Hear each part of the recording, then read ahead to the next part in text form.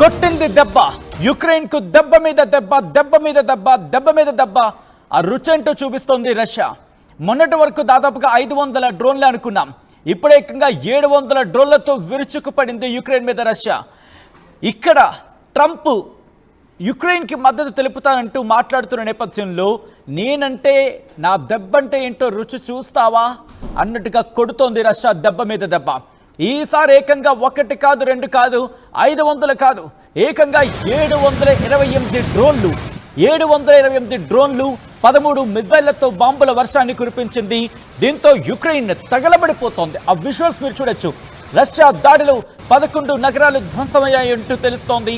దాంతోపాటు 3 ఏళ్ల యుద్ధంలో 2022లో మొదలైన యుద్ధం ఈ రోజు వరకు చూసుకుంటే ఈ 3 ఏళ్ల యుద్ధంలో ఇది అత్యంత భీకర దాడి. ట్రంప్ మాటను పుతిన్ ఏమాత్రం పట్టించుకోవటం లేదు. ఇద్దరి మధ్య చర్చలనే మాట మాత్రమే, కానీ ఆ చర్చలకు ప్రస్తుతం అడ్రస్సే గల్లంతైంది. వీళ్ళిద్దరూ మాట్లాడుకుంటున్న మాట పక్కన పెడితే ప్రస్తుతం యుక్రెయిన్ మీద దాడికి దిగింది రష్యా. ఏకంగా 700 మిజైళ్లతో దాడికి పాల్పడిందంటే అర్థం చేసుకోవచ్చు అక్కడ ఎటువంటి పరిస్థితులు ఉన్నాయనేది. ఈ నేపథ్యంలో ఆ దాడులకు సంబంధించి విజువల్స్ మీరు చూస్తున్నారు. ఆ విజువల్స్ మీరు చూడొచ్చు. ఏకంగా 1 కాదు 2 కాదు 700 డ్రోన్లను. ఎందుకంటే ఇక్కడ యుక్రెయిన్ ఏ స్థాయిలో దెబ్బ కొట్టిందో రష్యా చవి చూసింది. యుక్రెయిన్ దెబ్బకి రష్యా ఇప్పుడు జాగ్రత్త పడింది. ఆ రోజే రష్యా అధికారులు చెప్పుకొచ్చారు, రష్యా మంత్రులు చెప్పుకొచ్చారు, మేము కొట్టే దెబ్బ యుక్రెయిన్ కలలో కూడా ఊహించదు అని చెప్పి. ఇప్పుడు ఆ మాటకి కట్టుబడ్డాడా, ఆ మాటకే కట్టుబడ్డాడా అనే అంశానికి సంబంధించి ప్రస్తుతం చర్చ జరుగుతోంది. ఒకసారి ఆ విజువల్స్ చూద్దాం. ఆ disturbing visuals, in fact this is the disturbing content, viewer description is advised. ఈ కథనం మిమ్మల్ని కాస్త కలవరపరచవచ్చు. దీనికి సంబంధించి తగిన జాగ్రత్తలు తీసుకోవాలని ఆర్టీవీ సూచించడం జరుగుతోంది. విజువల్స్ చూద్దాం.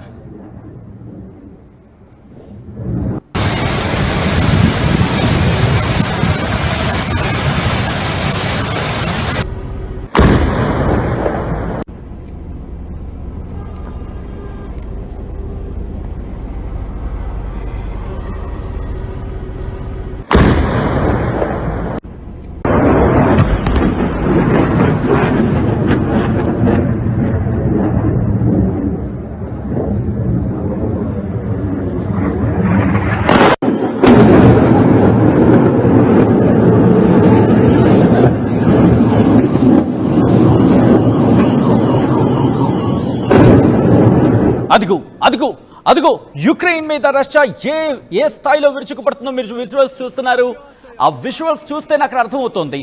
దాదాపుగా 700కు పైగా, సుమారుగా 1000 డ్రోన్లను ఉపయోగించినట్టు చర్చ జరుగుతోంది. అయితే ఇక్కడ యుక్రెయిన్ ఒకటే చెబుతోంది ఇది ఏమాత్రం సమంజసం కాదు, ఇది కరెక్ట్ కాదు. కానీ మేము ఆ డ్రోన్లను పేల్చేసాం, గగనతలంలోనే వాటిని పేల్చేసాం, యుక్రెయిన్కు ధీటైన సమాధానం ఇచ్చాం, యుక్రెయిన్కు సరైన జవాబు ఇచ్చామంటూ కూడా చెప్పుకొచ్చింది. దాంతోపాటు 13 మిజైల్స్ను ప్రయోగించింది. 13 మిజైల్స్ని ప్రయోగించిందంటే అర్థం చేసుకోవచ్చు యుక్రెయిన్ మీద రష్యా. సో ఈ నేపథ్యంలో అక్కడ పరిస్థితులు ఏ విధంగా ఉన్నాయో మనం చూడొచ్చు. ఇటు యుక్రెయిన్ ఇప్పుడు అల్లాడిపోతోంది, భయపడిపోతోంది. అమెరికా కాదు కదా ఇటు పశ్చిమ దేశాలని కలిసికట్టుగా వచ్చినా కూడా మమ్మల్ని ఏమీ చేయలేరు అన్నట్టుగా రష్యా సమాధానం ఇస్తోంది. ఏకంగా 728 డ్రోన్లు 13 మిజైళ్లను యుక్రెయిన్ మీద ప్రయోగించింది. దాంతోపాటు యుక్రెయినియన్ ఫోర్సెస్ అదే చెప్పడం జరుగుతోంది. మొత్తం వాటిని గగనతలంలోనే పేల్చేశాం. దాంతోపాటు రష్యాకి సంబంధించి రష్యా ఏ స్థాయిలో 3 ఏళ్లలో కనీ విని ఎరుగని రీతిలో దాడులు చేశారంటూ కూడా యుక్రెయిన్ అధ్యక్షుడు జెలెన్స్కీ చెప్పుకొచ్చాడు. మరి ముఖ్యంగా ఆ యుక్రెయిన్లోని లత్స్క్ ఆ ప్రాంతంలో ఈ దాడులు జరిగాయంటూ కూడా చెప్పుకొచ్చారు. యుక్రెయిన్కి సంబంధించి నార్త్ వెస్ట్ అంటే వాయువ్య యుక్రెయిన్ మీద ఈ ప్రభావం ఎక్కువగా ఉందంటూ చెప్పుకొచ్చారు. అక్కడ పోలాండ్ బెలారూస్ ఆ బోర్డర్లో ఈ దాడులు జరిగినట్టుగా యుక్రెయినే చెప్పుకొచ్చింది. దాంతోపాటు మరో 10 ప్రాంతాల్లో ఈ దాడులు జరిగాయంటూ కూడా చెప్పుకొచ్చింది యుక్రెయిన్. మరి ముఖ్యంగా అక్కడ ఎయిర్ ఫీల్డ్స్, వైమానిక స్థావరాలు, యుక్రెయిన్ ఆర్మీకి సంబంధించి వైమానిక స్థావరాలు అక్కడ ఉంటూ ఉంటాయి. కార్గో ప్లేన్స్, ఫైటర్ జెట్స్ ఇవన్నీ అక్కడ ఎప్పటికప్పుడు చక్కర్లు కొడుతూ ఉంటాయి. అయితే అక్కడ ఎటువంటి డ్యామేజ్ జరగలేదంటూ యుక్రెయిన్ చెబుతోంది. రష్యా ఈ మధ్య యుక్రెయిన్ ఎయిర్ డిఫెన్సెస్ సంబంధించి యుక్రెయిన్ ఎయిర్ డిఫెన్సెస్ లక్ష్యంగా, అంటే యుక్రెయిన్ వైమానిక స్థావరాల లక్ష్యంగా భీకర దాడులకు దిగుతోంది, భీకర దాడులకు పాల్పడుతోంది. రష్యా తన లార్జెస్ట్ ఏరియల్ అటాక్ కింద మాట్లాడుకోవచ్చు. జూలై 4కు సంబంధించి మాట్లాడుకున్నాం. ఆ తర్వాత కొద్ది రోజుల వ్యవధిలోని మరి ముఖ్యంగా రష్యా బిగ్ ఆర్మీకి సంబంధించి మాట్లాడుకున్న సందర్భంలో దాదాపుగా 1000 కిలోమీటర్లు ఆ లక్ష్యాన్ని అక్కడకు వెళ్ళి ఏకంగా దాడులు చేసింది. అమెరికా అధ్యక్షుడు ట్రంప్ మంగళవారం ఏమంటున్నాడంటే, not happy with Russian president Vladimir పుతిన్తో నేను సంతోషంగా లేను, పుతిన్ వ్యవహార శైలి నాకు నచ్చడం లేదు అంటూ చెప్పుకొచ్చాడు. ఎందుకంటే ఎక్కడ కూడా కాల్పుల విరమణకు ఒప్పుకోవటం లేదు, ఎక్కడా కూడా శాంతి చర్చలకు రావటం లేదు. నేను శాంతిని డిమాండ్ చేస్తున్నాను, నేను జనవరి నుంచి చెప్తున్నాను, వచ్చిన దగ్గర నుంచి వీళ్ళిద్దరిని సెటిల్ చేసే ప్రయత్నం చేస్తాను, కానీ ఇక్కడ పుతిన్ నా మాట వినట్లేదు, ఇక్కడ పుతిన్ నా మాటను పట్టించుకోవట్లేదు అంటూ కూడా ట్రంప్ చెప్పుకొచ్చాడు.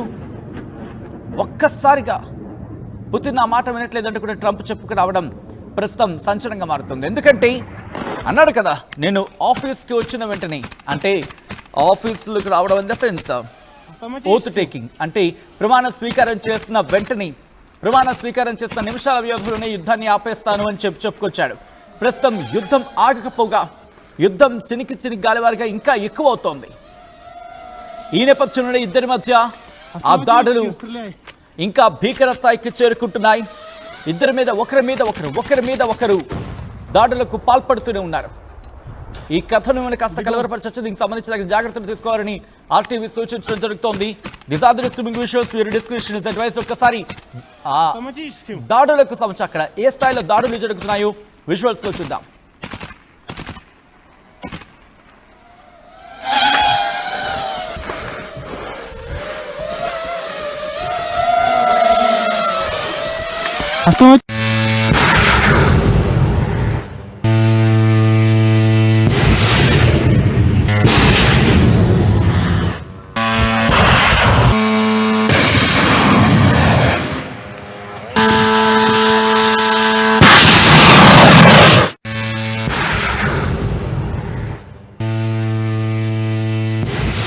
రైట్, అదిగో ఇక్కడ ట్రంప్ చేసిన వ్యాఖ్యలు ఒక్కసారి నేను మీకు తెలుగులో చదివి వినిపించే ప్రయత్నం చేస్తాను. యుక్రెయిన్ పై దాడి చేస్తాడు ప్రారంభించారు. ఒకసారి ట్రంప్ ఏమన్నాడో చూద్దాం.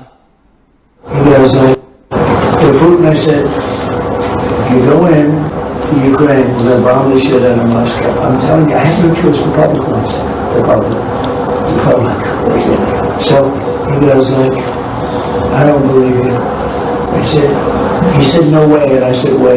And then he goes, like, I don't believe you, but the truth is he believed me 10%. And I told you this, he believed me 10%. Then I'm with President Xi of China, but I said the same thing to them. I said, you know, if you go into Taiwan, I'm going to bomb the shit out of Beijing.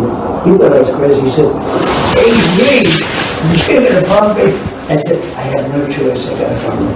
We're going to bomb Beijing. And he didn't believe either, except 10%. And 10% is all you did. In fact, 5% would have been okay too. And we never had a problem. We would have never had a problem.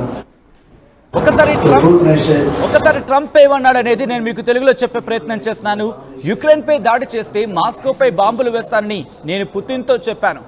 నాకు మరో ప్రత్యామ్నాయం లేదని పుతిన్తో అన్నాను.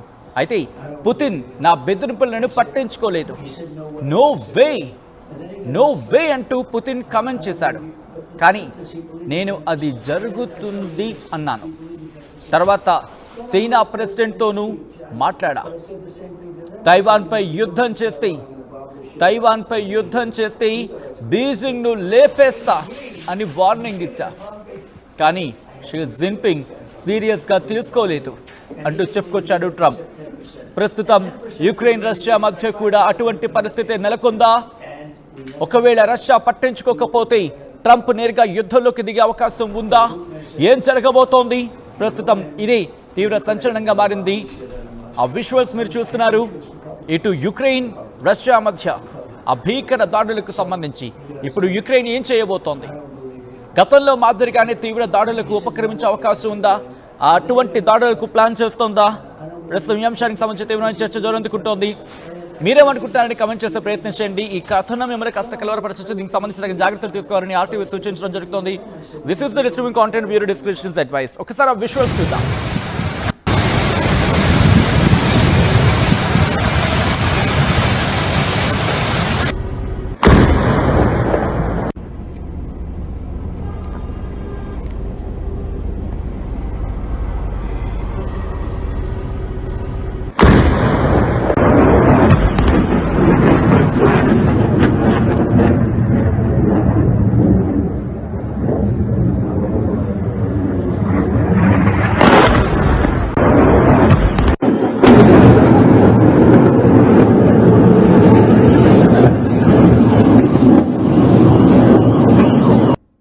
To Putin, I said, if you go in to Ukraine, we're going to bomb the shit out of Moscow. I'm telling you, I have no choice. The public wants it. The public. So he goes like, I don't believe you. He said, no way. And I said, way. And then he goes like, I don't believe you. But the truth is, he believed me 10%. And I told you this, he believed me 10%. Then I'm with President Xi of China, but I said the same thing to them. I said, you know, if you go into Taiwan, I'm going to bomb the shit out of Beijing.